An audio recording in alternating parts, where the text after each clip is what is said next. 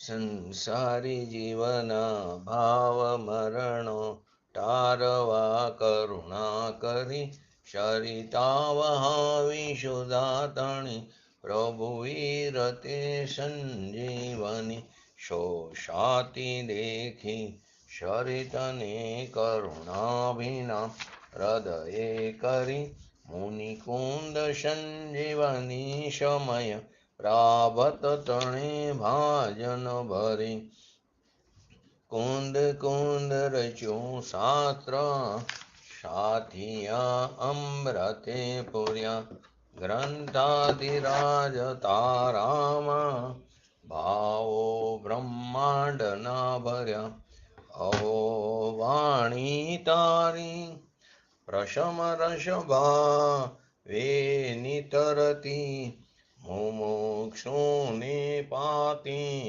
અમૃત રસ અંજલિ ભરી ભરી અનાદિની મૂર્છા વિસટણી ત્વરાથી ઉતરતી વિભાવેથી થંભે સ્વરૂપ ભણી દોડે પરિણતિ તું છે નિશ્ચય ગ્રંથ ભંગ સગરા વ્યવહારના ભેદવા તું પ્રજ્ઞાશીણી જ્ઞાનને ઉદયને સંધિ સહુ છેદવા સાથી સાધકનો તો માનું જગનો સંદેશ મહાવીરનો વિષામો ભવક્લાંતના હૃદયનો તું પંથ મુક્તિ તણો શોણ્યે તને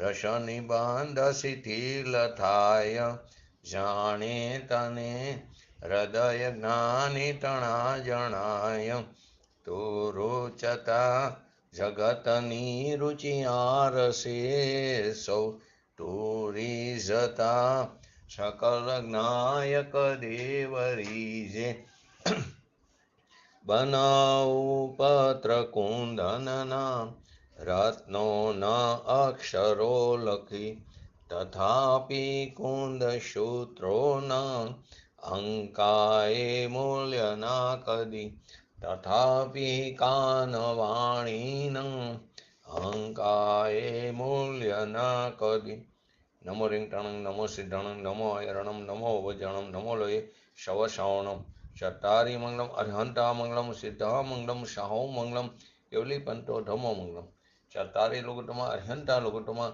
સિદ્ધા લુગટમાં શાહો લુગટમાં કેવલી પંતો ધમો લુગટમાં ચટ્ટારી શરણ ભજામી અર્હંતે શરણ ભજામી સિદ્ધે શરણ ભજામી શાહો શરણ ભજામી કેવલી પંતો ધમો શરણ ભજામી ઓમ નમો અર્હંતાણમ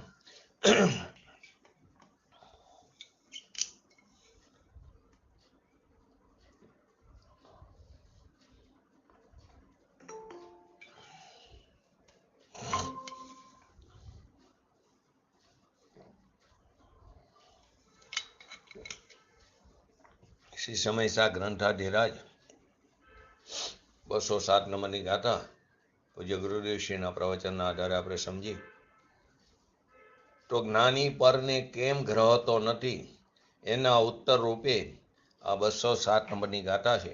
તો પહેલા એનું હરિગીત જોઈ લઈએ.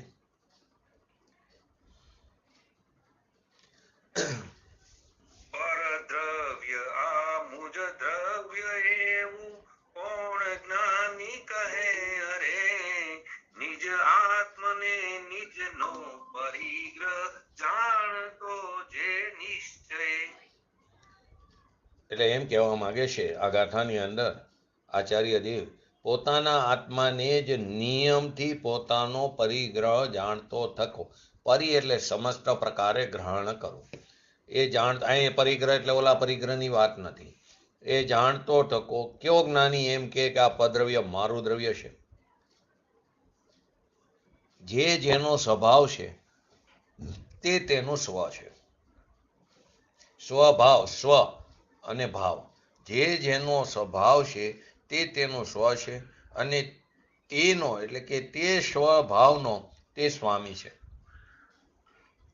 એમ સૂક્ષ્મ તીક્ષ્ણ તત્વદ્રષ્ટિના આલંબનથી, એટલે સૂક્ષ્મ તીક્ષ્ણ મતિ અને શ્રુત જ્ઞાનના આલંબનથી જ્ઞાની પોતાના આત્માને જ આત્માનો પરિગ્રહ નિયમથી જાણે છે.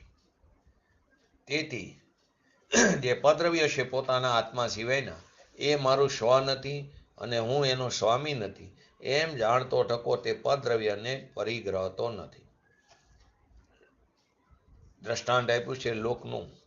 લોકની અંદર સમજદાર જે માણસો, ડાયા માણસો, એ પરની વસ્તુને પોતાનું જાણતો નથી, એને ગ્રહણ કરતો નથી. કેવી રીતે? પરમાર્થ જ્ઞાની એટલે કે આત્માનુભવી એટલે કે ધર્મી એટલે કે મોક્ષાર્થી એટલે કે સાચો શ્રાવક, એ પરમાર્થ જ્ઞાની પોતાના સ્વભાવને પોતાનું ધન જાણે છે, પરના ભાવને પોતાનો જાણતો નથી. એને પોતાનો જાણતો નથી એટલે એને ગ્રહણ કરતો નથી. આ રીતે જ્ઞાની પરનું ગ્રહણ કે સેવન કરતો નથી. તો પ્રશ્ન એ છે કે જ્ઞાની પરને કેમ ગ્રહતો નથી? કે જેને પોતાનો ભગવાન આત્મા શુદ્ધ ચિદાનંદ સ્વરૂપ એ દ્રષ્ટિમાં આવ્યો, પકડમાં આવ્યો, પર્યાયમાં આખા જ્ઞેયનું જ્ઞાન થયું. અહીં કયો જ્ઞેય? સ્વજ્ઞેય. પર્યાયમાં આખા જ્ઞેયનું જ્ઞાન થયું. પર્યાયમાં આખા જ્ઞેય જ્ઞાયક આત્માનું ભાન થયું. પર્યાયમાં આખી ચીજની પ્રતીતિ જ્ઞાનપૂર્વક થઈ. એમાં લીનતાનો અંશ પણ થયો. એ પરને કેમ ગ્રહતો નથી? એના ઉત્તર રૂપે આ ગાથા હતી. તો જાણતો જે નિશ્ચયે, પાઠની અંદર છે છેલ્લો 207 નંબરના શ્લોકમાં, એટલે કે ગાથામાં, એના સંસ્કૃત ઓલામાં, કે હિણદ મિયાણતો, એટલે એમ કહેવા માંગે છે અમૃતના નાથને જગાડવા અમૃત ભર્યા છે કે તું જાગ, હવે તને હવે મોહ નિદ્રામાં સૂવું ન પાલવે, એ રાગમાં જાગવું ન પાલવે. તું તારી જે પોતાની ચીજ છે, સ્વચીજ, એની અંદર જાગૃત થા, એમ આચાર્ય દેવ પોકાર કરીને કહે છે. એમ કહેવા માંગે છે કે જે જેનો સ્વભાવ છે તે તેનો સ્વ છે. એટલે ધન, મિલકત, માલિકીની ચીજ એ એનો સ્વભાવ નથી. તો કે એનો સ્વભાવ, એની મિલકત કી? તો કે જ્ઞાન, આનંદ, શાંતિ, પ્રભુતા, વિભુતા આદિ, એ એનું ધન છે, એ એની મિલકત છે. એ પોતાના સ્વામિત્વની એ ચીજ છે, એ એનો સ્વભાવ છે. કોનો? ભાવવાનનો, સ્વભાવવાનનો એ સ્વભાવ છે. સ્વભાવવાનનો જે સ્વભાવ છે તે તેનું ધન છે, તે તેની લક્ષ્મી છે, તે તેના સ્વામિત્વની, તે તેના માલિકીની ચીજ છે. એમ સૂક્ષ્મ તીક્ષ્ણ તત્વદ્રષ્ટિના આલંબનથી, એટલે સૂક્ષ્મ મતિ અને શ્રુત જ્ઞાનના ઉપયોગથી જ્ઞાની પોતાના આત્માને જ આત્માનો પરિગ્રહ નિયમથી જાણે છે. ધૂળના પરિગ્રહ, વૈભવ આદિના, લક્ષ્મી આદિના, સંયોગો આદિના, એ તો મૂઢ કીધો. એ મૂઢ એને માને છે પોતાના. તો પ્રશ્ન કરે છે પૂજ્ય ગુરુદેવશ્રીને, જે આપણે ગઈકાલે જ વાત થઈ, ચક્રવર્તીને મૂઢ કેવો? તો કે હા, મોટો મૂઢ. ક્યાંની વાત છે? શુભમ અને બ્રહ્મદત્તની અપેક્ષાએ. બ્રહ્મદત્ત મરીને નરકે ગયો, જેની 16,000 દેવો સેવા કરે, 96,000 સ્ત્રીઓ, 96 કરોડ પાયદર, 48,000 પાટણ, 72,000 નગર, હીરાના ઢોલીએ સૂતો હોય. એની કુરુમતી નામની સ્ત્રી હતી. કુરુમતી એ છેલ્લે મરતી વખતે એને કુરુમતીને યાદ કરી. એના ફળ સ્વરૂપે એ મરીને 7મી નરકે ગયો. પોતાના ભગવાન આત્માને યાદ ન કર્યો. એટલે ચક્રવર્તી પદમાં જો મરણ પામે, એનો એને આનંદ હોય, તો એ મરીને 7મી નરકે જાય છે. 63 સલાકા પુરુષમાં, પરંતુ જાય છે ક્યાં? 7મી નરકે. આપણે આ વસ્તુને સમજતા નથી. આવો ચક્રવર્તી 63 સલાકા પુરુષમાં આવે, એ પણ એના પરિણામને આધીને ક્યાં જઈને પટકાય છે અને કેટલો સમય એ દૂર ચાલ્યો જાય છે પૂર્ણતાની અપેક્ષાએ. આપણે તો હજી બહારના સંયોગોમાં વિસ્મયતા કરી, અધિકતા કરી, દેહની સ્થિતિ પૂરી થઈ જશે, ક્યાં જઈને પટકાશું. 84 લાખના અવતાર કરીને પણ હજી આપણે થાક્યા નથી. અને જો આત્માનું જ્ઞાન અને આત્માનું ભાન નહીં કરી તો ક્યાં જઈને પટકાઈશ? તો નિશ્ચિતપણે નિગોદમાં ચાલ્યો જઈશ. આપણને બહારમાં કુટુંબ, કબીલા, ધન, દોલત, ધંધા આદિમાં એટલો બધો પ્રેમ છે, એટલી બધી અધિકાય છે, વિસ્મયતા છે. તો આચાર્ય ભગવાન એમ કે છે, આ દેહ છૂટીને જઈશ ક્યાં? તું તો શાશ્વત છું, અજર અમર છું, તું તો રહેવાનો છું. દેહનો નાશ થશે. દેહનો નાશ થશે એ તારો થોડો નાશ છે. વાસ્તવમાં દેહનો નાશ થવો એમ કેવું એ પણ વ્યવહારનું કથન છે. દેહ પણ એક પૂતગલ સ્કંદ છે. કોઈ દ્રવ્યનો નાશ થતો નથી, એનું પરિવર્તન થાય છે. એ રાખ રૂપે ફેરવાય છે, રજકણ રૂપે ફેરવાય છે. નાશ નથી થતો, પરંતુ અપેક્ષા એ કે દેહનો નાશ થશે. પરંતુ તું તો અજર અમર શાશ્વત છું, આપણો નાશ ક્યાં થવાનો છે? તો તું ક્યાં જઈને ભટકાઈશ? ક્યાં તારે અવતરવું છે? એવો જેને અંદરમાં ઘા લાગે ભવના ડરનો, એવો જેને અંદરમાં ઘા લાગે, તો કે ભવ ભયથી ડરી, યોગસારમાં એનું છે, ભવ ભયથી ડરીને આત્મા ઉપર જે વરે છે. જો 6 ધારાની અંદર પણ નરકના દુઃખો એનું વર્ણન આવે છે, તો એ ખરેખર તું ભોગવીને આવ્યો છે. એ ડર બતાવીને કે જો તું તારા સ્વભાવનું અવલંબન નહીં લે, જો તે તારા સ્વભાવને ભાન ન કર્યું અને જો મિથ્યાત્વ દશામાં નરક ગતિમાં ચાલ્યો ગયો, સમય દ્રષ્ટિ પણ છે અસંખ્યાત, પરંતુ તે સમયે દુઃખોને સહન કરતી વખતે પણ પોતાના સ્વભાવમાં મસ્ત છે. એની શુદ્ધ પરિણીતિ ટકેલી રહેશે, જે સમ્યક દ્રષ્ટિ જીવ છે. ને આપણે તો મિથ્યાત્વના અંધકારમાં પડેલા છીએ, મોહ નિદ્રામાં. તો આપણને એટલું આર્ત ધ્યાન, રૌદ્ર ધ્યાન થાય છે, તો કે જ્યાં તું તારા આત્મા તરફ તારી પર્યાયને ફેરવ, જ્યાં ભવ અને ભવના ભાવનો અભાવ છે, એવા ભગવાન પાસે તું જા, તો તને ભવ નહીં રહે. અને કદાચ 1-2 ભવ રહેશે તો એ સાધકપણાના રૂપે રહેશે. પૂરું કરવાને વાર લાગે એટલું રહેશે. દેહ છૂટીને જવાનું તો છે જ ક્યાંય ને ક્યાંય, ક્યાંક તો જશે ને. કાં પંચ પરાવર્તન કરશે, 84 લાખ યોનિઓમાં ભટકશે, યા તો પંચમ ગતિમાં જશે, યા નિગોદમાં ચાલ્યો જશે, તો ક્યાંક તો જશે ને. જો સ્વરૂપનું ભાન ન કર્યું અને રાગની રુચિના પ્રેમમાં પડ્યો, તો ક્યાં જઈને તું અવતરીશ? એકે રજકણ તારી સાથે નહીં આવે.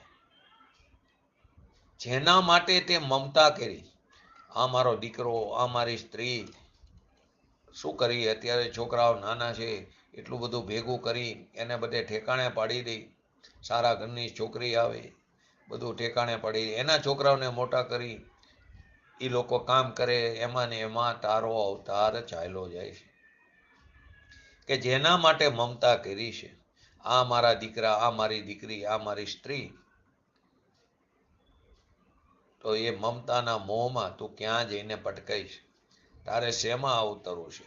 મમતાવાળી ચીજમાં અવતરવું છે, જે તું અત્યારે કરી રહ્યો છું ત્યાં, કે જ્યાં મમતાથી રહિત એવો ભગવાન આત્મા એને પ્રાપ્ત કરવો છે? એ તારે નક્કી કરવાનું છે.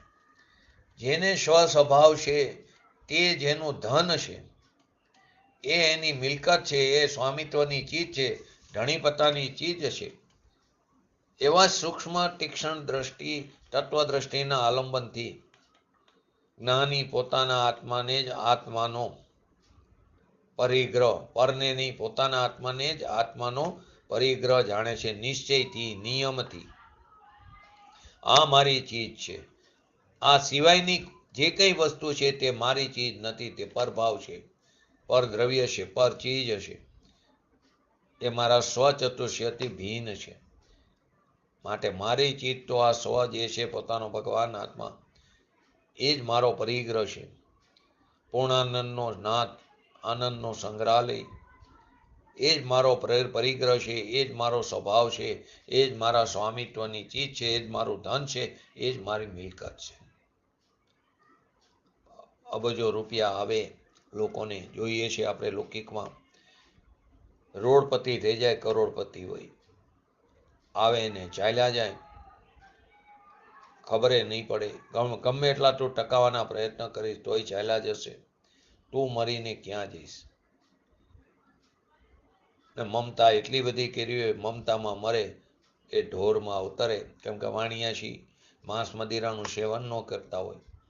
અત્યારે આ કાળની અંદર જૈન લોકો પણ ભાવિષ્ય ભક્ષ્ય ચીજની વાત તો, એટલે કે કાંદા બટેટા તો દૂર રહી ગયું, પણ માંસ મદિરા આદિનું સેવન કરવા લાગ્યા છે. એ ખરેખર જૈન કહેવાને લાયક નથી. તો કે આ તો તે સમયની વાત છે કે માંસ મદિરાનું સેવન ન હોય, પરંતુ મમતામાં મરે, ઢોરમાં અવતરે આડા પેટે. કસાય તીવ્ર કર્યા હોય, માંસાદી ન હોય, પણ ધર્મની ખબર નથી તો એ પશુમાં જવાના. મોટા મોટા મહેલો હોય, પરંતુ ત્યાંથી છૂટીને ઢેઢ ગરોડી તરીકે જન્મ લઈશ, બકરીના કૂંખે, ભૂંડાના કૂંખે અવતરીશ. માટે એકવાર દ્રષ્ટિની ગુલાટ માર, જે પર તરફ છે તે દ્રષ્ટિને ગુલાટ મારીને સ્વ તરફ વાર, તો તારું કલ્યાણ થશે. જેની પ્રથમાન યુગની અંદર કથા આવે છે. એક દુકાનદાર એ રોજ સવારે જોવે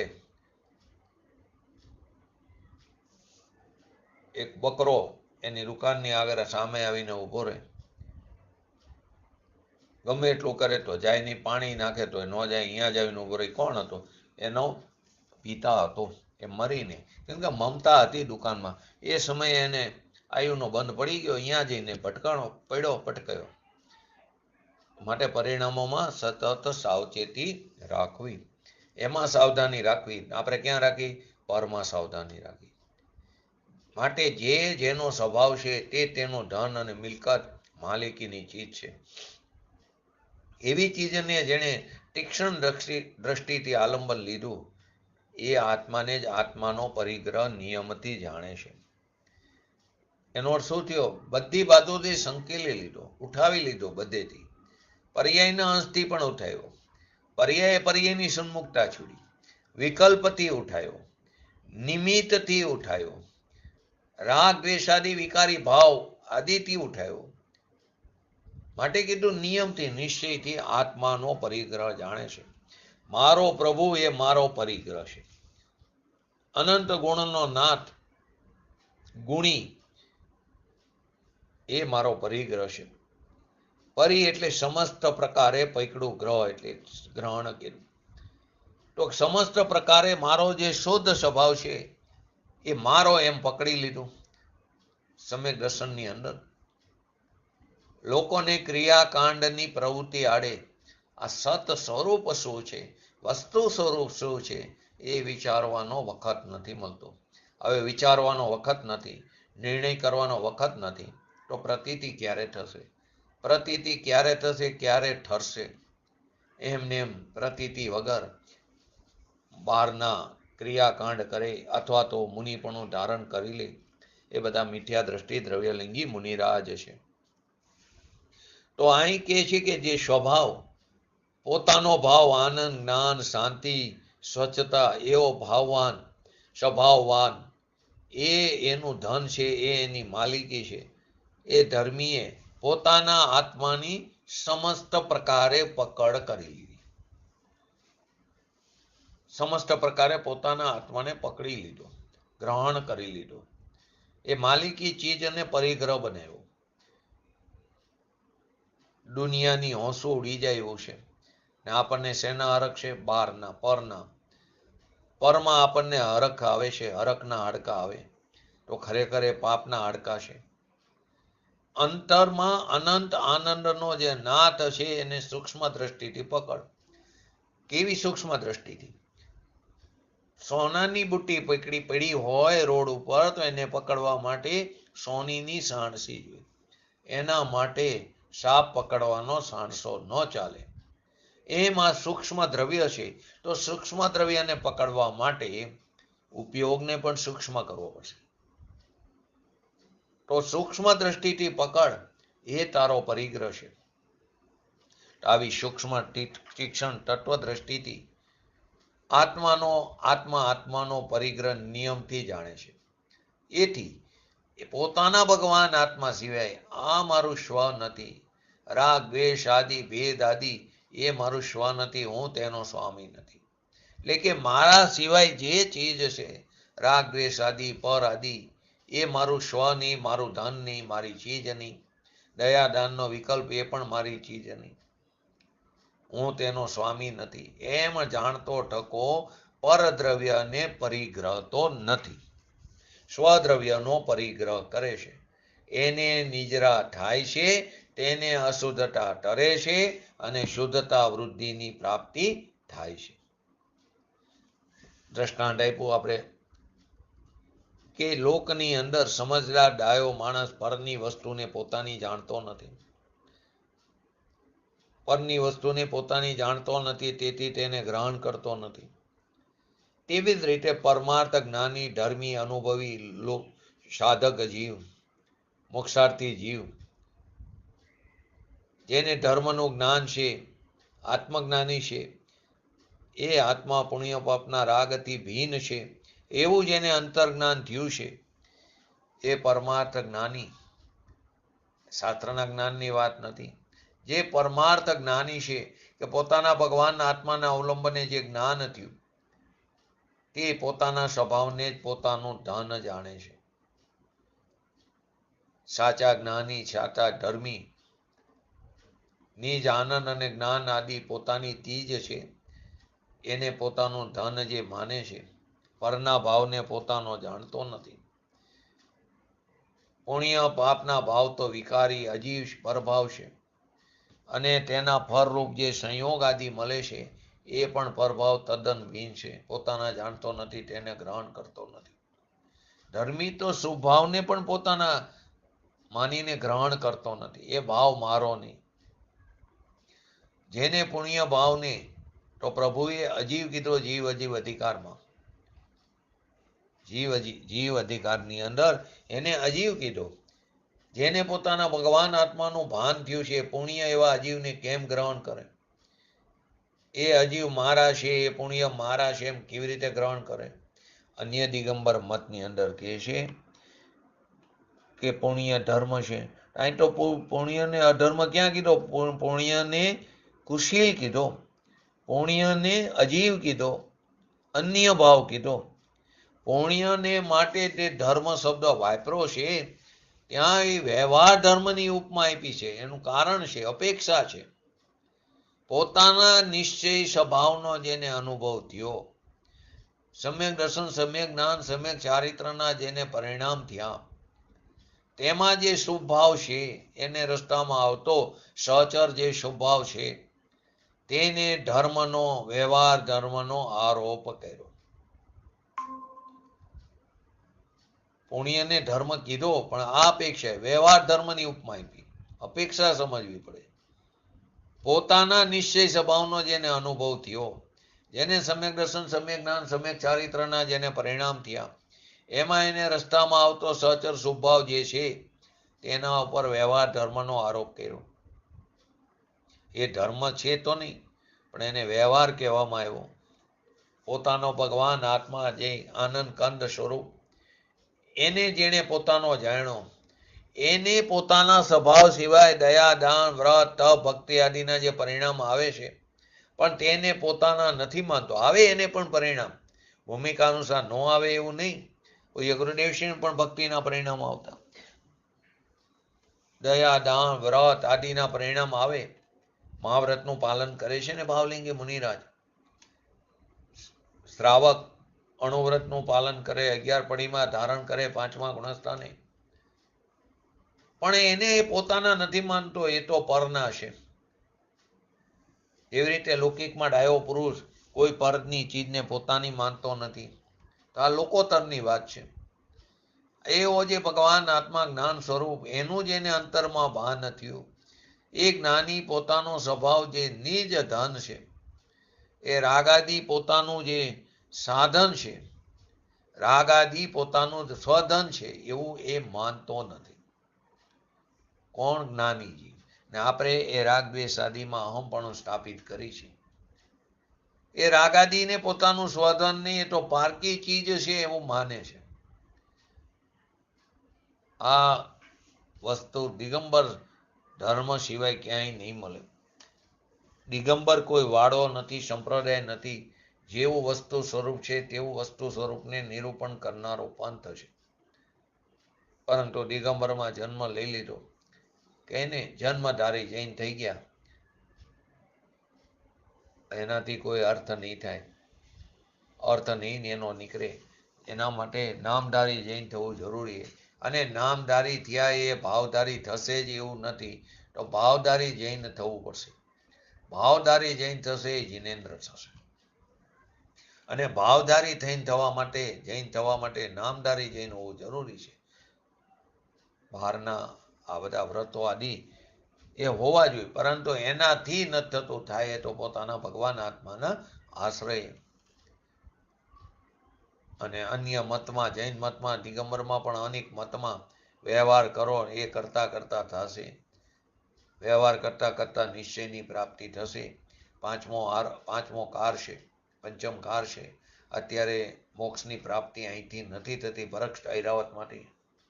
તો અત્યારે સ્વભાવ કરો, સારો ગતિ મળે ત્યાં જઈને કરશું. જે નહીં કાલ ઉપર વાત ગઈ, ક્યારે કાર્યની પ્રાપ્તિ નહીં કરી શકે. અત્યારે પણ આપણે આપણા ભગવાન આત્માની પ્રાપ્તિ કરી શકીએ છીએ પર્યાયમાં. ભલે મોક્ષ નથી, પરંતુ અત્યારે પણ સ્ત્રી પર્યાય પંચમ ગુણસ્થાન સુધી જઈ શકે, પુરુષ પર્યાય વાળા 6, 7મા ગુણસ્થાન સુધી જઈ શકે, 7માના પહેલા ભાગ સુધી, સ્વસ્થાન અપ્રમત્ત દશા સુધી. અહીં કે છે ધર્મી જીવને વ્યવહાર આવે છે, પણ એને પોતાનો માનીને ગ્રહણ નથી કરતો. આ રીતે જ્ઞાની પરનું ગ્રહણ સેવન કરતો નથી. ધર્મી જીવ જે સમય દ્રષ્ટિ તે વાસ્તવિક ધર્મી છે, એ પુણ્યના પરિણામને પોતાના નથી માનતો.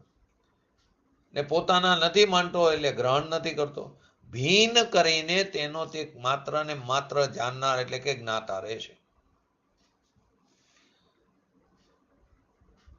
નદીની અંદર પૂર આવે, કેટલાય લોકો તણાઈ જાય છે.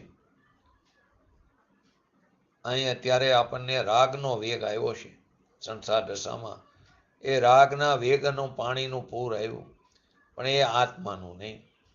એ પુણ્યના પરિણામનો વેગ આવ્યો. એ પાણીનો પ્રવાહ એ મારું સ્વરૂપ નથી. એ અજીવનો પ્રવાહ છે, એ જીવનો પ્રવાહ નથી. આ રીતે જ્ઞાની પરનું ગ્રહણ સેવન કરતો નથી. આ પ્રકારે 207 નંબરની ગાથા આપણે પૂજ્ય ગુરુદેવશ્રીના પ્રવચનના આધારે સમજ્યા. હવે આજે 208 નંબરની ગાથા ને સાથે 209 અને એક કરસ ત્રણેયનું સંક્ષિપ્તમાં જોઈને આવતીકાલે તેનું વિસ્તૃત જોશું. તો જે વાત આ ગાથામાં 207માં કહેવામાં આવી, હવે તે જ વાતને યુક્તિ સહિત સિદ્ધ કરતા આચાર્ય દેવ જ્ઞાનીની ભાવનાને, જ્ઞાનીના નિશ્ચયને તે વ્યક્ત કરે છે. તો પહેલા એનું હરિગ્રીત જોઈ લી 208 અને 209 નંબરની ગાથા.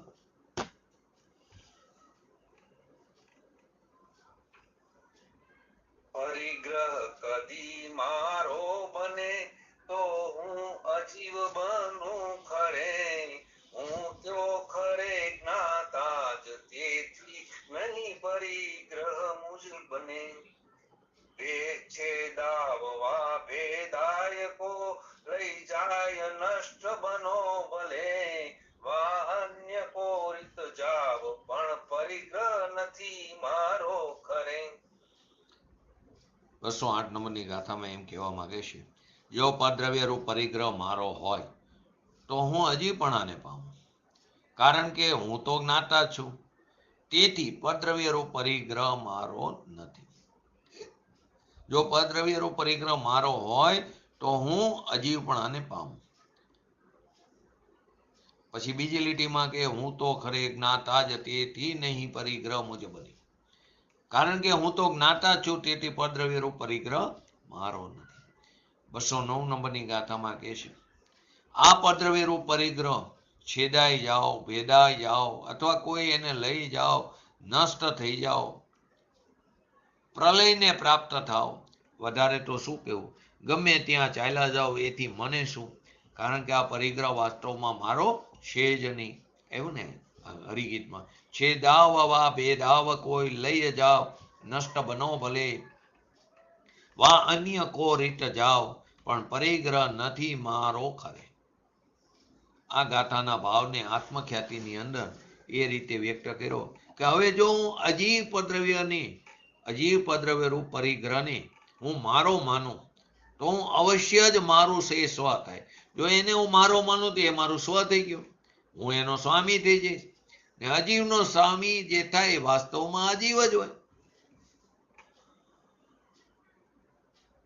અજીવનો સ્વામી વાસ્તવમાં અજીવ જ હોય. આ રીતે લાચારીથી મારામાં અજીવત્વ આવી જશે. શું કીધું, જો હું અજીવ પદ્રવ્ય રૂપ પરિગ્રહને મારો હું માનું તો હું અવશ્ય જ એ મારું સ્વ થશે, હું એનો માલિક સ્વામી થઈ જઈશ, અને અજીવનો સ્વામી વાસ્તવમાં અજીવ જ હોય. આ રીતે લાચારીથી મારામાં અજીવત્વ આવી જશે.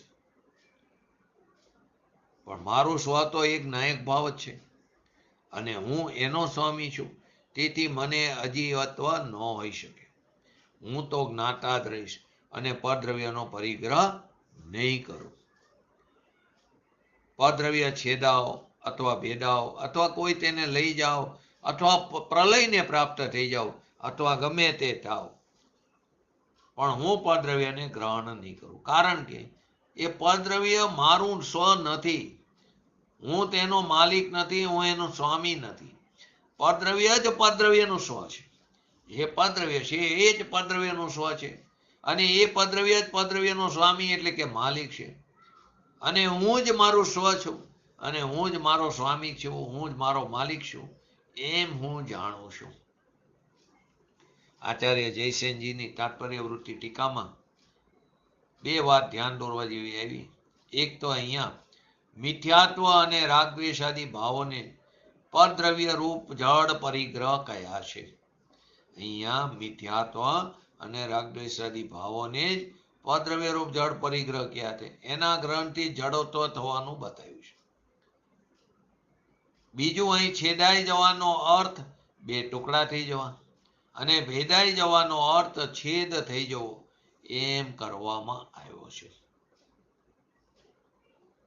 આ કથનના આધારો પર એ નિષ્કર્ષ નીકળે કે મિથ્યાત્વાદી વિકારી ભાવરૂપ 14 પ્રકારના અંતરંગ પરિગ્રહ અને શરીર તેમજ ધન ધાન્ય આદિના 10 પ્રકારના બાહ્ય પરિગ્રહ, ટોટલ 24 છે ને પરિગ્રહ. 14 પ્રકારના અંતરંગ પરિગ્રહ, મિથ્યાત્વાદી વિકારી ભાવરૂપ અને શરીર તેમજ ધન ધાન્ય આદિના 10 પ્રકારના બાહ્ય પરિગ્રહ, એ બધા મારા નથી. હું તેમનો નથી, તેમનું ગમે તે થાવ, મારે આકુરતા કરવાની કોઈ આવશ્યકતા નથી. જ્ઞાની જીવ આ વાતને બહુ સારી રીતે જાણે છે, સમજે છે. શું કીધું કે મિથ્યાત્વ આદિ વિકારી ભાવરૂપ 14 પ્રકારના અંતરંગ પરિગ્રહ અને શરીર તેમજ ધન ધાન્ય આદિના 10 પ્રકારના બાહ્ય પરિગ્રહ, એ મારા નથી. એ બધા હું તેનાથી ભેન છું. હું તેમનો નતું, તેમનું ગમે તે થાવ, મારે આકુરતા કરવાની કોઈ આવશ્યકતા નથી. ને જ્ઞાની જીવ આ વાતને બહુ સારી રીતે જાણે છે. એવી રીતે અત્યારે વિશ્વમાં ઘણી જગ્યાએ યુદ્ધ ચાલે, તો આપણને શું લેવા દેવા? આપણે કહીને મારે આકુરતા કરવાની કોઈ આવશ્યકતા નથી, લૌકિકની વાત છે. આપણું કોઈ ત્યાં ન રહેતું હોય તો આપણને આકુરતા ન થાય, હાવ નજીકનું હોય તો નજીકનું હોય તો આકુરતા થાય, કેમ કે આપણું ત્યાં અહમપણું છે, એટલે ત્યાં આપણી મમતા છે, એટલે ત્યાં રાગ છે, એટલે. પરંતુ ન હોય તો આપણે આકુરતા કરવાની કોઈ આવશ્યકતા નથી. ધારો કે કોઈ પ્લેન ક્રેશ થાય, અમદાવાદનો પ્લેન ક્રેશ થયો, આટલા લોકો એક્સપાયર થઈ ગયા, અરેરાટી થઈ, પરંતુ બીજા સમયે આપણું કોઈ નહોતું, તો મારે કોઈ આવશ્યકતા નથી આકુરતા કરવાની. એમ જ્ઞાની જીવ કે આ અદ્રવ્ય રૂપી જે પરિગ્રહ છે એ છેદાઈ જાઓ, ભેદાઈ જાઓ, નષ્ટ થઈ જાઓ, અથવા ગમે તે રીતે જાઓ. 209 નંબરની ગાથામાં કે મારે આકુરતા કરવાની કોઈ આવશ્યકતા નથી. પૂજ્ય ગુરુદેવશ્રી આના સંદર્ભમાં પ્રતિપાદન કરે છે. અહીં જે અજીવ શબ્દ આવ્યો તેનો અર્થ માત્ર શરીર, મન, વાણી, ધન આદિ નથી. એ એટલા પૂરતું નથી, પરંતુ પુણ્ય પાપ રૂપ જે રાગ દ્વેષ આદિ વિકારી ભાવ છે તે બધા પણ અજીવ છે. પુણ્ય પાપ આદિ રાગાદી ભાવને પણ અજીવ કીધા. જીવ અજીવ અધિકારમાં આ વાત આવી ગઈ છે. ભગવાન આત્મા જ્ઞાતા દ્રષ્ટા અને પૂર્ણાનંદ સ્વભાવી વસ્તુ છે.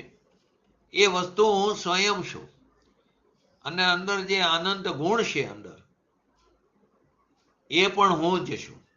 અનંત ગુણોની જે મારી પ્રજા છે એ પણ હું જ છું. અને તેની જે સમયની નિર્મળ પર્યાય થાય છે, વિકારી પર્યાયની વાત નથી, તેની જે સમયની ક્ષણે ક્ષણે જે નિર્મળ પર્યાય થાય છે તે પણ હું છું.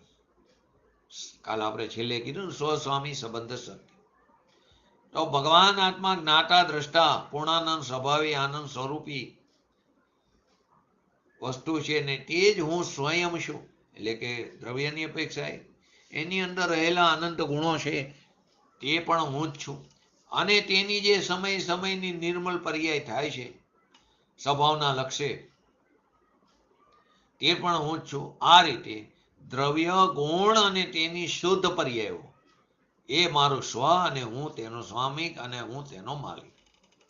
અને એનાથી વિપરીત જો હું રાગનો સ્વામી, એનાથી વિપરીત હું જો રાગનો સ્વામી બનું, અથવા રાગને પોતાનો જાણું, અથવા રાગને પોતાનો જાણીને માનું, એનું ગ્રહણ કરું, તો હું પણ અજીવ બની જાઉં. અજીવપણાને પ્રાપ્ત થઈ જાઉં, લાચારીથી પણ. શું કીધું? કે જો હું રાગનો સ્વામી બનું, જો રાગને પોતાનો જાણું અથવા માનું, જાણીને માનું, એને ગ્રહણ કરું, તો હું પણ અજીવ બની જાઉં. કારણ કે રાગ જીવના સ્વભાવથી ભિન્ન, જીવના સ્વભાવથી ભિન્ન એટલે અજીવ છે. વ્યવહાર રત્નત્રયનો વિકલ્પ, વ્યવહાર રત્નત્રયનો સાચા દેવગુરુ, કુદેવ કુગુરુ કુશાસ્ત્રની તો વાત જ નથી, પણ સાચા દેવ ગુરુ શાસ્ત્રની શ્રદ્ધાનો વિકલ્પ એ પણ અજીવ કીધું. એનો તેમ કે ન કરવી, તો કે નહીં, દેવશાસ્ત્ર ગુરુની પૂજા આપણે કરતા હોય, કરવાની ના નથી, એને શ્રદ્ધા કરવાની ના નથી, પણ એના શ્રદ્ધાથી ભગવાન આત્માની પ્રાપ્તિ નહીં થાય. એમાં પણ એમ જ કે તું તારા આત્મા સામે દ્રષ્ટિ કર. આપણે શું કરીએ? એના મહિમામાં રહી જઈએ. અને ક્યાંક પૂજા સારી થતી હોય એમાં પણ સૂર તાલ સાથે, તો આપણને તો એટલું બધું આપણે ક્યાં અટકી ગયા છીએ? સૂર તાલમાં, અવાજમાં, એમાં શું કહેવા માંગે છે, એમાં પણ સ્વાધ્યાય થઈ શકે એટલા બધા અર્થ હોય છે.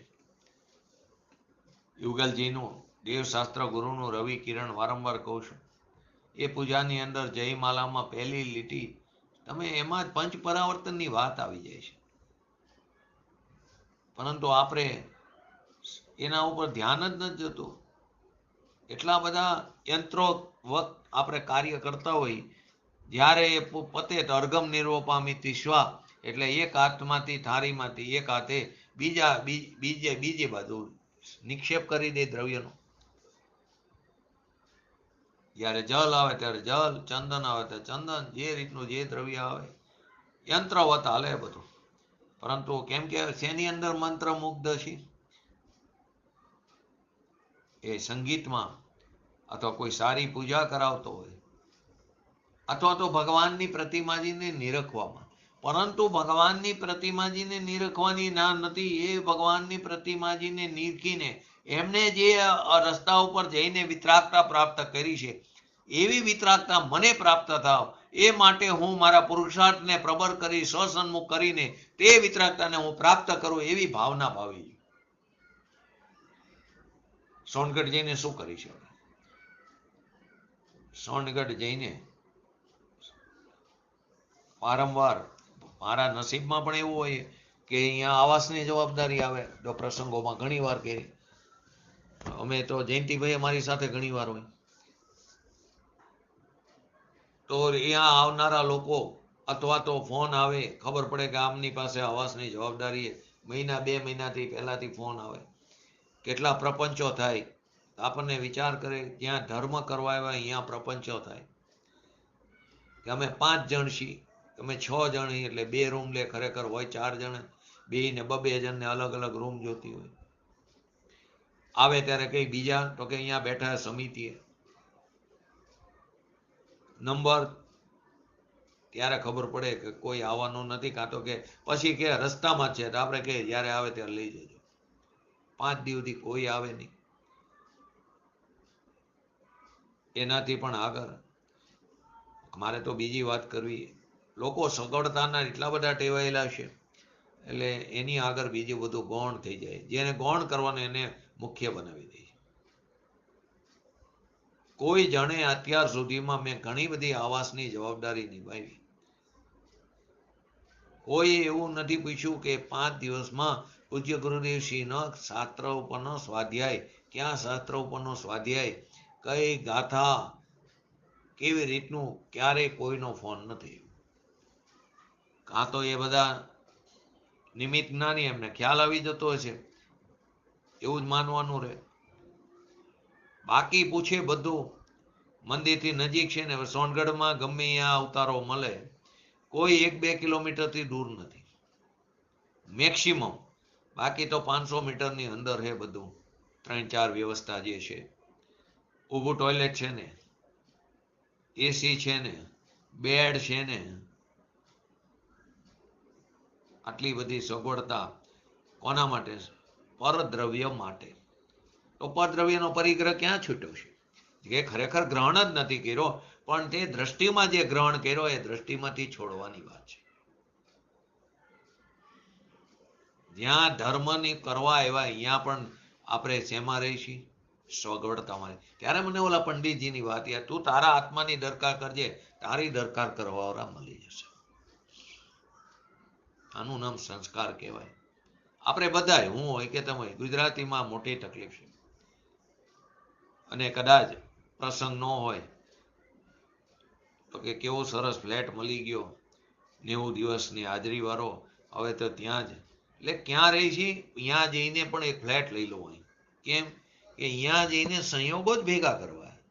ક્યારે એવો વિચાર ન, કેવી સુંદર પ્રતિમાજી, કેવું સરસ જિનાલય, એકેન્દ્રીય જીવ પર જ વાત થાય, પણ એવો વિચાર નથી આવતો કે તે જે રસ્તા ઉપર ચાલ્યા એ વિતરાગી પ્રતિમાજીને નિરખીને હું પણ વિતરાગતા પ્રાપ્ત કરું. એવો વિચાર નથી આવતો મને કે તમને. બસ આ જ આપણી ભૂલ છે. કેમ કે પરની અધિકતા છે, પરની વિસ્મયતા છે. અને એમાંથી પણ આગળ જ્યારે પૂજા ચાલવાની હોય, 5 દિવસની પૂજા હોય, આગલે દિવસથી ખુરશીઓ આગળ રૂમાલ બંધાઈ જાય, જગ્યા રોકાઈ જાય. તો મોક્ષના માર્ગમાં જગ્યા ફિક્સ કરો ને. સિદ્ધ ક્ષેત્રમાં જગ્યા નક્કી કરી લો કે હવે 1-2 ભવથી મારે વધારે ભવ કરવા નથી. અને હવારમાં વહેલા ઘરેથી નીકળે ત્યાંથી પરિણામ શું હોય કે આપણો રૂમાલ બરાબર બાંધેલો હશે કે નહીં? વિચાર તો કરો. ક્યાં જ્યાં પરિણામો તત્વના હોવા જોઈએ એની જગ્યાએ ક્યાં પરિણામો આવે? સંયોગો. જ્યાં પૂજ્ય ગુરુદેવશ્રી દરેક દ્રવ્ય સ્વતંત્ર છે, કોઈ કોઈનું કાંઈ કરી શકતો નથી, ને જે કાર્ય જે થવાનું એ થયા વગર નહીં રહે. દરેક વસ્તુ ક્રમબદ્ધ છે, પર્યાયો. એવી જય ઘોષ કરતા એવા અહીંયા આપણે એને ફેરવવાનો નિરર્થક પ્રયત્ન કરી રહ્યા છીએ. તો આનાથી વિશેષ કમનસીબી શું? આપણે કેવી રીતે પૂજ્ય ગુરુદેવશ્રી જેવા જ્ઞાની પુરુષોના શિષ્ય કહી શકાય? જય બોલાવાને ખરેખર લાયક નથી. તો ખરેખર તો અહીં સુધારવાની જરૂર. નિયમ તો એ લેવો જોઈએ. ઘણી વાર અમારે મંદિરોમાં નિયમો થાય ત્યારે હું ઘણી વાર કહું, આ બધા નિયમની કોઈ આવશ્યકતા નથી કે રોજ અભિષેક કરવા હું આવીશ એવો નિયમ લો, બધા વચ્ચે ઉભાઈ કરે લેવાની ખૂબ સુંદર વાત છે, થવો જોઈએ. પછી મેન્ટેન નથી થતું, વધારે દોષનું કારણ બને. ઘણા એમ કે બધા પંડિત આવ્યા હોય ત્યારે કે રોજ હું 1 કલાક સ્વાધ્યાય કરે, અડધી કલાક સ્વાધ્યાય કરી, 2-5 દી હોંશે હોંશે થાય, નવી બહુ 9 દિવસ એમ હોંશે હોંશે થાય, પછી પાછો હતું એ નહીં. એ પ્રતિજ્ઞાનું જો પ્રતિજ્ઞા લીધી તો એ ઉલ્લંઘન થશે તો ઘોર પાપ લાગશે. એના કરતા એવું અંદરથી મનથી નક્કી કરો કે આ પર્યાય મારે વેડફવી નથી. કોઈ પણ હિસાબે મરણને શરણ પણ થઈ જઈશ, પણ હું મારી આ પર્યાયમાં વિતરાગતાને પ્રાપ્ત કરીશ. મકોડાને યાદ રાખો. મકોડો એકવાર ગોળનો સ્વાદ ચાખી લીધો તો વારંવાર તે તરફ જવાનો પ્રયત્ન કરે, પણ એ જશે તો એ બાજુ. એમ જેને ભગવાન આત્માની એને સ્વરૂપને જાણી લીધું, માની લીધું, તો એમાં પ્રતીતિ કરી તો એ વારંવાર તેમાં ઠરવાનો પ્રયત્ન કરશે. બહાર આવી જાય, શુભ અશુભ ઉપયોગ થઈ જાય શુદ્ધમાંથી, પણ પરિણીતિ એની શુદ્ધ જ્ઞાયક તરફ ટકેલી હોય છે. અહીં કે છે વ્યવહાર રત્નાત્રયનો વિકલ્પ, દેવગુરુ શાસ્ત્રની શ્રદ્ધાનો વિકલ્પ, એને અજીવ કીધું. ધર્મી એમ કે છે જો હું તેને ગ્રહણ કરીશ તો અવશ્ય તે મારું જ સ્વ થઈ જાય અને હું તેનો અજીવનો સ્વામી બની જઈશ. અજીવ કીધું, અને હું સ્વયં અજીવ થઈ જઈશ. એક વાત કરે મોક્ષમાર્ગ પ્રકાશકમાં એમ કીધું, દાન દેવાના સમયે જે રાગ થાય છે એ પણ જીવનું પોતાનું સ્વ છે, એવી વાત આવે મોક્ષમાર્ગ પ્રકાશકની અંદર. દાન દેવાના સમયે જે રાગ થાય છે એ પણ જીવનું પોતાનું સ્વ છે. હા, એટલી વાત બરાબર. લેવા દેવાની ક્રિયા એ પોતાની નથી હોતી. આટલી વાત મોક્ષમાર્ગ પ્રકાશકમાં છે. હવે જો અપેક્ષા ન સમજે તો આ શાસ્ત્ર શસ્ત્ર બનતા વાર ન લાગે. અપેક્ષાથી કથન છે. કઈ અપેક્ષાથી? કે ત્યાં પર્યાયની અપેક્ષા કર્યું છે. રાગ પોતાના જીવની પર્યાયમાં થયો, ક્યાંય બીજાની પર્યાયમાં નથી થયો. તારી પોતાની પર્યાયમાં થયો. તારી અશુદ્ધતા તારી પોતાની પર્યાયમાં, અને એ અશુદ્ધતા તારી પોતાની પર્યાયમાં એ તારે એને લક્ષમાં લઈને દ્રવ્ય સ્વભાવના જોરે અશુદ્ધતાને ટાળવાનો પ્રયત્ન તારે પોતાએ કરવો પડશે. જ્ઞાની તો રસ્તો બતાવશે. તો પર્યાય અપેક્ષાએ કીધું રાગ પોતાના જીવની પર્યાયમાં થયો. એ અપેક્ષાથી વિકારી પર્યાયનું જ્ઞાન કરવાના પ્રયોજનથી જીવનો કીધો.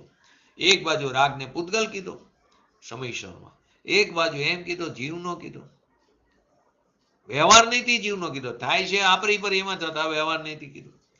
એ પરના લક્ષ્ય થાય છે, પૂતગલના લક્ષ્ય થાય છે, માટે તેને પૂતગલ કીધું, પર કીધું. તો કે દ્રવ્ય ગુણમાં કોઈ દ્રવ્ય તો ત્રિકારી શુદ્ધ છે, ગુણો પણ અનંત જે છે એ પણ ત્રિકારી શુદ્ધ છે. કોઈ એવો ગુણ નથી જે વિકાર રૂપે પરિણમન કરે. તો વિકાર ક્યાંથી થાય? તો પૂજ્ય ગુરુદેવ શ્રી ઘણીવાર મસ્તીમાંથી કે ઉપરથી આવે, અધરથી. વાસ્તવમાં તે કે છે આગળ કે તે સમયની પર્યાયની યોગ્યતાથી થાય, એ પર્યાયના શ્રેષ્ઠકારકથી થાય, એ પર્યાયના કર્તા કર્મ કરણ સંપ્રદાન અપાદાન અધિકરણથી થાય.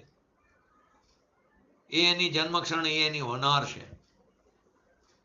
એ પર્યાયનો તો કે સ્વભાવ, તો કે આ સ્વભાવ છે, પર્યાયનો વિભાવ સ્વભાવ છે. તે વિકારી પર્યાયનું જ્ઞાન કરવાના પ્રયોજનથી જીવનો કીધો. આશ્રય કરવા માટે નહીં. સ્વભાવ દ્રષ્ટિમાં તો દ્રવ્ય દ્રષ્ટિથી જો તો રાગ મારો છે જ નહીં, એમ બરાબર સમજી લેવું. અહીં તો અત્યંત સ્પષ્ટ રૂપે કહેવામાં આવ્યું છે કે મારો તો એકમાત્ર જ્ઞાયક ભાવ જ છે, તે જ મારું સ્વ છે. એના સિવાયનું બધું રાગાદી સર્વભાવ પર છે, અજીવ છે, મારા નથી. અહીં બાજુ એક પણ કીધું, એક બાજુ રામ આત્મારામ અને બીજી બાજુ ગામ આખું જગત. રામ એટલે કે સ્વ અને ગામ એટલે સંપૂર્ણ પર. વસ્તુ સ્થિતિ આ જ છે. પછી વ્યવહારમાં કોઈ ગમે તે કે એનાથી વસ્તુ સ્વરૂપ નહીં બદલાય. વ્યવહારના કથનોની પોતાની જુદી જુદી અપેક્ષાઓ હોય છે, જેને આપણે નહીં કહી છે. માટે નહીંનું જ્ઞાન હોવું જરૂરી છે. તેથી ત્યાં જે અપેક્ષાઓ યોગ્ય હોય ત્યાં તે પ્રકારે સમજવું જોઈએ. અહીં જો અસ્થિ નાસ્તિથી પણ કથન છે. એક નાયક ભાવ જ મારું સ્વ છે, એ અસ્થિથી એટલે કે હું તેનો સ્વામી છું, અને રાગાદી અજીવ મારા સ્વ નથી, હું તેમનો સ્વામી નથી. નાસ્તિથી કથન છે. આ ગાથામાં 24 પ્રકારના પરિગ્રહને છોડવાની વાત સામાન્ય રીતે કહેવામાં આવી. હવે પછીની જે ગાથા છે 210 થી 214 સુધીની, એની અંદર આ જ પરિગ્રહને છોડવાની વાત વિશેષ રૂપથી કે આમાં સામાન્ય રીતે કહેવામાં આવી. કરસની અંદર 145 નંબરના કરસની અંદર એનો સંકેત આપી દીધો પ્રતિપાદન રૂપે કે જાણી સ્વ પર અવિવેકમાં અજ્ઞાન છે કારણપણે, જે જીવ ઈચ્છે ત્યાગવા અજ્ઞાનને પૂર્ણપણે. છોડી પરિગ્રહ સર્વને સામાન્ય રૂપે આ રીતે, ફરી છોડતો પરિગ્રહ બધા વિશેષ રૂપે તે હવેની 210 થી 214 નંબરની ગાથામાં વિશેષ રૂપે નામના ઉલ્લેખ પૂર્વક વિશેષ ત્યાગની વાત કરે છે. આ રીતે સમસ્ત પરિગ્રહને સામાન્યતા છોડીને હવે સ્વ પરના અવિવેકના કારણરૂપ અજ્ઞાન છોડવાના મનવાળો જ્ઞાની જીવ ફરીથી તે જ પરિગ્રહને વિશેષ રૂપે છોડવા માટે પ્રવૃત્ત થયો છે. પહેલા સામાન્ય વાત કરી, હવે એ જ પરિગ્રહને વિશેષ રૂપે છોડવા માટે તે પ્રવૃત્તિઓ. એટલે એને બીજી રીતે પણ કહી શકો કે સ્વ પરના અવિવેકના કારણરૂપ સમસ્ત પરિગ્રહને સામાન્યતા છોડીને હવે અજ્ઞાન છોડવાના મનવાળો જે જીવ છે ફરીથી તે પરિગ્રહને જ વિશેષ રૂપે છોડવા માટે પ્રવૃત્ત થઈ રહ્યો છે. આ કરસમાં માત્ર એમ જ કીધું, અત્યાર સુધી બધા પરિગ્રહના ત્યાગની ચર્ચા કોઈ પરિગ્રહના નામ ઉલ્લેખ કર્યા વિના સામાન્ય રૂપે કરવામાં આવી. હવે આ જ વાતને દ્રઢ કરાવવા માટે વિશેષ નામ ઉલ્લેખ પૂર્વક વિસ્તારથી કહે છે. તેનાથી શું ફાયદો થાય? પરિગ્રહના ત્યાગની ભાવના બળવાન બને. ક્યાંનો ત્યાગ છે? દ્રષ્ટિમાંથી ત્યાગ. ખરેખર તો ગ્રહણ જ નથી કર્યું, પણ દ્રષ્ટિમાં જે એના પ્રત્યેની મમતા એ છોડાવવાની વાત છે, એ ભાવના બળવાન બને. તો સામાન્ય ત્યાગ અને વિશેષ ત્યાગનું અંતર સ્પષ્ટ કરતા કવિવર બનારસી દાસજી નાટક સમીક્ષામાં કહે છે, ત્યાગ જોગ પર વસ્તુ સબ ય સામાન્ય વિચાર, વિવિધ વસ્તુ નાના વિરતિ ય વિશેષ વિસ્તાર. બધી પર વસ્તુ ત્યાગ કરવા યોગ્ય છે. પર વસ્તુમાં શું આવ્યું?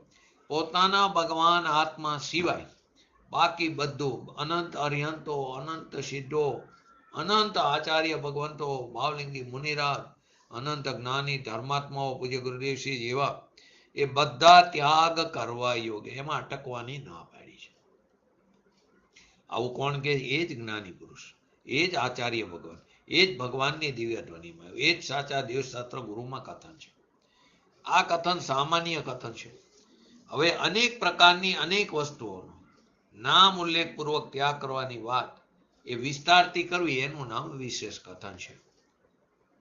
તો આપણે અત્યાર સુધી એટલા બધા પરિગ્રહને ધારણ કર્યો, જે પરિગ્રહને ગ્રહણ કરવાનો છે, સમસ્ત પ્રકારે એને ગ્રહણ કરવાનો, તે તરફ દ્રષ્ટિ જ નથી કરી. એનો મહિમા નથી એવો. એનો મહિમા આવે તો અહીંયાથી ખસવાની વાત નહીં આવે. એકવાર એનો સંગ કરવાની જરૂર તો અસંગી ભગવાન આત્માની પ્રાપ્તિ થાય. તો આપણે પણ આપણા ભગવાન આત્માની જો પ્રાપ્તિ કરવી હોય તો પૂજ્ય બેનશ્રીની વાત પ્રમાણે જો તને સંસારથી થાક લાગ્યો હોય તો તો આપણે પણ જો આપણે આ ભગવાન આત્માની પ્રાપ્તિ કરવી હોય તો તેના તરફ દ્રષ્ટિને ગુલાટ મારવાની જે પર તરફ દ્રષ્ટિ છે તે દ્રષ્ટિને ફેરવીને, ઉપયોગને ફેરવીને, અભિપ્રાયને ફેરવીને સ્વ તરફ લઈ જઈ. ખરેખર એ પર્યાય તો ત્યાં વીતી છે, પણ નવી પર્યાય સ્વનું લક્ષ કરતી ઉત્પન્ન થાય છે અને એમાં અહમપણું સ્થાપિત કરે છે. તો વિતરાગતાની પ્રાપ્તિ થાય અને વિશેષ પુરુષાર્થ પૂર્વક શુદ્ધિની વૃદ્ધિ થઈને શુદ્ધિની પૂર્ણતા પ્રાપ્ત થાય. તો આપણે પણ શીઘ્ર ને શીઘ્ર એવી પૂર્ણતા પ્રાપ્ત કરી એવી પરમ વિરલ ભાવના સાથે આજનું આ 208 નંબર, 209 નંબર અને 145 નંબરનો કળશ, આ ત્રણનું આપણે પૂજ્ય ગુરુદેવશ્રીના પ્રવચનના આધારે આવતીકાલથી એનું આપણે વિસ્તારથી જોશું. તો આપણે પણ શીઘ્ર વિતરાગતા પ્રાપ્ત કરી. હિરવાણી સ્તુતિ. બોલો.